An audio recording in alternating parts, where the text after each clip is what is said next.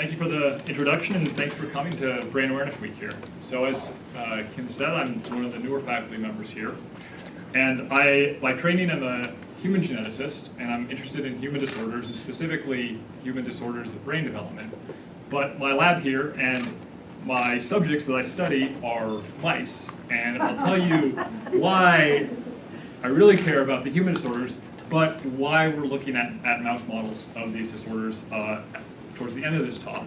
But my goal of the bulk of this talk today is to tell you how our advances in genetics and genomics have led to a real breakthrough in the understanding of some of the genetic causes of intellectual disability. I work on intellectual disability as well as on autism and other disorders of the brain, and my particular interest is how these disorders arise during brain development, how changes to brain development can contribute to these disorders.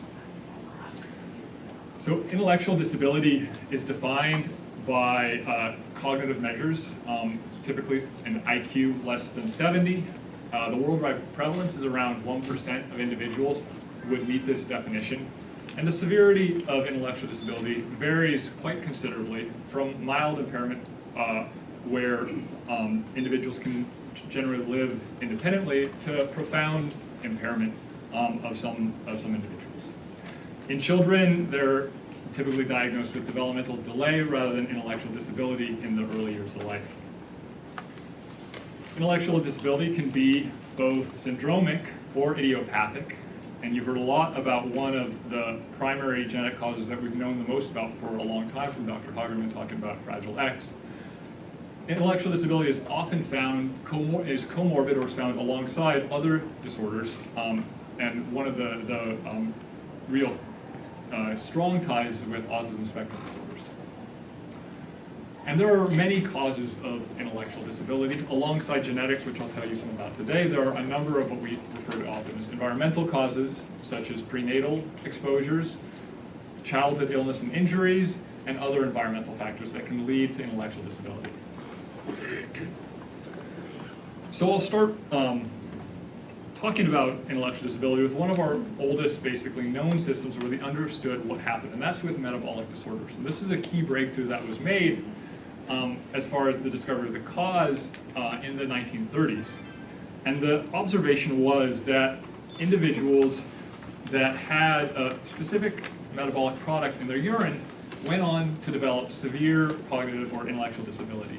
And by tracking through what that metabolite was and looking through biochemical approaches, it was mapped to a disorder of metabolism where individuals who carried 2 copies of a mutation, so all of us have 2 copies of each gene, if both copies of this gene were mutated, failed to be able to metabolize phenylalanine.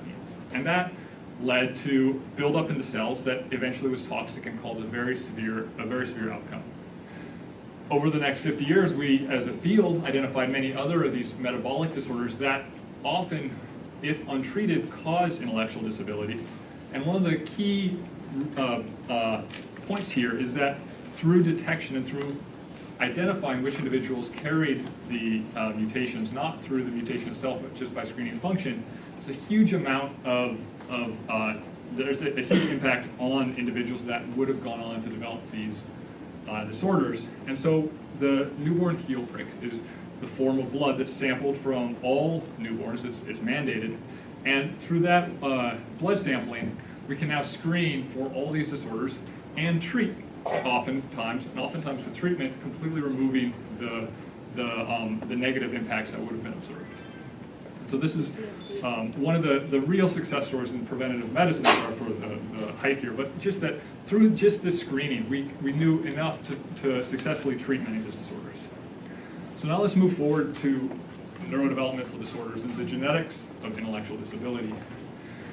Moving beyond the metabolic disorders, which were identified often through biochemistry, the first real insights into the genetic causes of intellectual disability came through disorders that could be identified just by looking at pictures of chromosomes. And so we call this cytogenetic approach, or looking at a karyotype, which is a picture of chromosomes. And the most common that I'm sure most people are familiar with is 3 copies of chromosome 21 leads to Down syndrome. But there are other cytogenetic anomalies that are associated with intellectual disability. And a real breakthrough on the first gene causing this was what Dr. Hagerman was just telling you about with Fragile X, which can be recognized through the same kind of a karyotype approach, identifying the fragile site that she talked about and talked about the disorder at length. So that represented our first single gene cause of intellectual disability. It was a real breakthrough in the field because it was a link between a specific gene and this severe complex phenotype. Through now karyotype screening, we were able to identify at a genetic level the cause for about 15% of intellectual disability. And that was a huge improvement and allowed a lot of genetic diagnoses to be made. And you can see how important this genetic diagnosis is by just reflecting on the talk that Dr. Hagerman gave of what the information has been used for as far as treatment, as far as developing new approaches to interventions with these disorders. So through these approaches, this is a plot here showing the diagnostic yield for intellectual disability. So what proportion of cases that walk into a clinic can be given a molecular diagnosis over the years, starting with 1970. And right around 1985 here, we see a bump, an inflection point, where using these cytogenetic approaches, the field could for the first time give a diagnosis. And that diagnosis was critical in starting to think about treatments. However, you'll notice that this period from around the late 80s through the mid-2000s, there was relatively little progress. And this is relatively little progress in diagnosis, despite learning a lot about the disorders and despite having a lot of new technology that allowed us to do better diagnosis. And so there was a reason why we were stuck here around 15% for a long time. What happened recently in the last 15 years is that we've just seen this dramatic change in the genetic diagnosis of these disorders. And you'll see this inflection point here in the mid-2000s where basically the world changed for our ability to identify the genetic cause of these disorders. And this point here is where genetic technologies really allowed us to look at individual genomes and try to identify mutations that individuals harbor. And one of the reasons we were stuck for a long time is because most cases that have intellectual disability carry their own unique mutation. So there are a few syndromes or disorders where we know a lot about because we could find a number of cases in studies, such as Fragile X, which has been a huge real success story from that point. But the majority we started to learn about because of this inflection point, and you'll see that this inflection point matches an inflection point on this plot here, which is the cost per genome of sequencing. So don't worry about reading this, but you'll see the gray line here is Moore's Law. If you're familiar with Moore's Law in technology, that's a very rapid increase. And you can see that the cost per genome tracks with Moore's Law, where we were making big advancements. Those advancements allowed us to generate the first human genome. But around the mid-2000s, the cost per genome drops precipitously and continues until around today, where you'll see that the bottom of this plot is actually $1,000. We're now below that axis into the near estimate of around $100 per genome. So, yeah. So I personally use this technology, and I clap as well, because it's really revolutionized what we could do. And it's this that's really, I entered the field when this technology was starting to be applied, and when we basically had this incredible new tool to start to look at this. So what could we do when we had this technology? Well, we went from being able to look at very low resolution at genomes to look at genomes at the level of individual base pairs. So here's a chromosome. Chromosomes are made up of millions and millions, hundreds of millions of individual nucleotide bases. So this is the biochemical basis of DNA, are these base pairs where we have 4 different letters, which are different nucleotide bases, and it's the sequence of those bases that determines our genome and that determines the information in our genomes. So why was this so important in understanding intellectual disability? Well, it turns out, as I said, that in most cases of intellectual disability, they're sporadic. They're not caused by mutations of the same gene, otherwise we would have been able to learn about them with our earlier genetic techniques. And as well, they're unlikely to be caused by inherited mutations. So the Fragile X is one of the few systems where the mutation can be inherited, and that's in part because that mutation undergoes a change in each generation. In general, most individuals that have intellectual disability, if they have a genetic cause, that genetic cause is a mutation that wasn't present in the parents. And so these two aspects allowed us to apply strategies to understand what the mutations were. So we could take our new technologies and look for mutations that are present in the cases but not present in either parent, and are rare or absent in larger pools of control individuals, with the thought that if that mutation is frequent across the population, it's probably not causing the intellectual disability. So for example, if we have maternal DNA, so we often write DNA as the 4 base pair letters, DNA encodes genes, and the information in DNA encodes the amino acids that form the primary sequences and information structure of proteins. So we can scan now through a section of DNA, and let's say we have a mother, a father, and a child, and we can look to identify differences in the DNA. And as you'll notice just by looking at this here, it's much easier done with a computer than by eye. But we can identify different changes, and if we look at the cases, most of the differences between one of the parents will be inherited from the other parent. So here we have a G that's inherited from the father, a C inherited from the mother. Every once in a while, very rarely, there's a mutation that's not present in either parent, and we refer to these as de novo mutations. And these are exactly the kind of mutations that we're looking for. That could be the culprit for the genetic cause of these mutations. So by looking for de novo mutations, and specifically looking for de novo mutations that basically destroyed the function of a protein, we made a huge leap in how much or what proportion of individuals that came in with intellectual disability we could identify a likely causal mutation. So with our strategy, we went from a very low diagnostic yield, basically we didn't have any tools in which to diagnose with, to within 10 years being hugely successful at diagnosing intellectual disability at the genetic level, where if we look at case pools that are moderate to severely impacted, we can have a diagnostic yield of up to 75%. And so this is a huge change in the information, and that change will be very useful moving forward for a number of reasons. And so what it boils down to is, instead of a single mutation, every individual, or the majority of individuals that we look at, carry their own unique mutation, and those mutations are not present in the parents.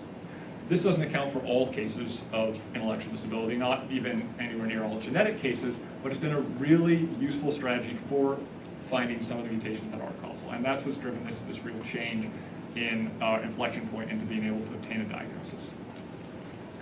So we refer to this as genetic heterogeneity, and that means basically that it's very heterogeneous or very different across different individuals. And this has been one of the perplexing problems with many psychiatric illnesses, is that the genetic causes of these disorders, of these illnesses, is very heterogeneous, just like the symptoms or the presentation of the disorders is. But through this approach, we've now been able to identify many new genes, and many of these genes or mutations are recurrent, so we start to see them in more than one individual. And that gives us a thread at which to start trying to understand what is happening. In addition, even if we don't have any useful information about what to do with a genetic diagnosis, one of the first steps that's been really powerful is just generating communities for families where an individual has one of these mutations, because a lot of the time, individuals have very similar phenotypes, and those phenotypes are very different from other individuals that have intellectual disability. From my perspective, this was the first step, is identifying these mutations, and that's what I worked on in my PhD. And what I wanted to do next was to take that to the next step, which is what requires a significant amount of basic science to understand why a mutation might cause intellectual disability. And Dr. Hagerman talked about this extensively with one gene, where it's taken many years to understand what that gene might be doing and understand how to develop a treatment. So we're now at this point where, with Fragile X syndrome, the field was many years ago, where we have this whole new pool of genes, where we need to understand why a mutation to a specific gene might cause this phenotype. But the insights that we gain from each gene that we study are very powerful, because many of them are translatable across different gene mutations, in that we're finding not only just genes, but we're finding pathways and processes during brain development that are impacted by these different genes. So what we're doing now as a field is trying to take this now wealth of information and understand why. And by understanding why, our hope is to understand enough to develop treatments, to understand how to better understand what's happening in the brain in these disorders. And I'll just give you a bit of a vignette from my lab of what we're working on here, so you can see where this research is and how we approach these kind of models.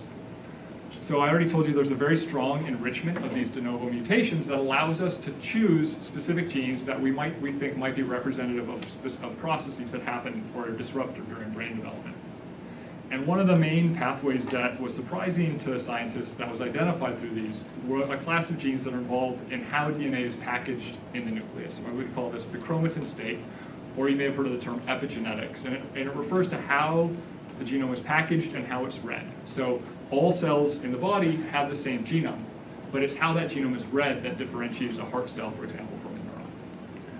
And so my lab uses mouse models to understand the link, because we can do a lot with these models to understand what is different about basic brain development. And it turns out that mice and humans actually have very similar shared processes during brain development, making it a valuable model for understanding what might be altered from these mutations.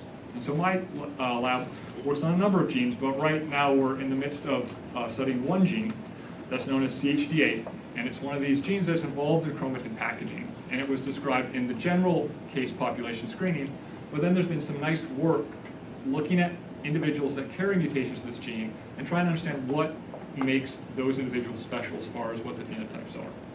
So we have a patient pool that we can refer to see, does our mouse model really tell us anything useful?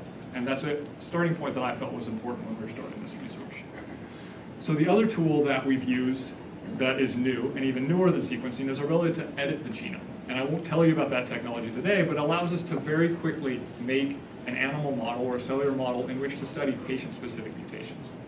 So we identified mutations that are present in the gene in human and generated, using this new technology, a mutant mouse line carrying a mutation that we thought would be representative of patient-specific mutations. And then we've spent time characterizing this mouse. We can show that in our mouse we have a decrease in the amount of functional protein, which is exactly what's happening in humans. And now we can use this to ask what is happening during brain development. And so to show you how this kind of information is correspondent, we have the good fortune of interacting with the Mind Institute, and one of their studies there has an individual that has a mutation in this gene. So if we used MRI to look at brain structure, where the red here is an increase in brain volume. If we look at the human carrier of this mutation, we see the same increase in brain volume in the same structures of the cerebral cortex. When we look at cognitive performance, our mice show serious impact on their cognitive performance. And this individual from the Mind Institute also is at the bottom end of the cognitive performance scale from the cohort of autism ASD that were ascertained for. So having this, we really have a feeling that we can learn something from our mouse model, and we've gone on to do a fair amount of work now that I won't tell you about today, asking questions of what's changed in this mouse during brain development. So this is the kind of neuroanatomy we can do, where each of these colors represents a different cell population that we can label and look for changes in those cell populations. And here I'm just showing one of the things that we've identified, which is in our mutant mice, we see an increase in brain growth early on in brain development. And indeed, in the humans, we have macrocephaly as one of the key comorbidities associated with this disorder, where it's a larger brain. Let me get to the end, because I'm just about there, then I'll take your question. So I just wanted to wrap up and use that as an illustration of where we are now with the basic science and with the clinical utility of this information. So this is a plot showing the number of genes that have been identified that are associated with intellectual disability. That's based on these new technologies, where it's really exploded in the last 10 years. As geneticists, we have far more information than we can follow up on and try and understand the causes, but it's a really exciting time to be a geneticist, because we now have these nice targets to start with to try to understand this. So with where we are now, this improved ability to diagnose at the genetic level intellectual disability is now becoming the standard of care in clinics. It's not uniform at this point, but in the next couple of years, when an individual comes in or is brought into a clinic with idiopathic intellectual disability, the standard of care will be to perform a genetic screening, not just on our known targets like is currently done, for example, Fragile X, but across all these additional targets that might help to understand what that trajectory of that individual might be like. By identifying these causal mutations, we can start to ask questions about their roles in brain development, and there's a lot of really exciting work that is producing the kind of hypotheses that go into drug development, treatment strategies, and just understanding what other associated comorbidities might be present. So, and you just heard a talk about moving from the research to clinical trials, where we need it at the base level, the basic science, to inform where these clinical trials will go and what might be successful targets.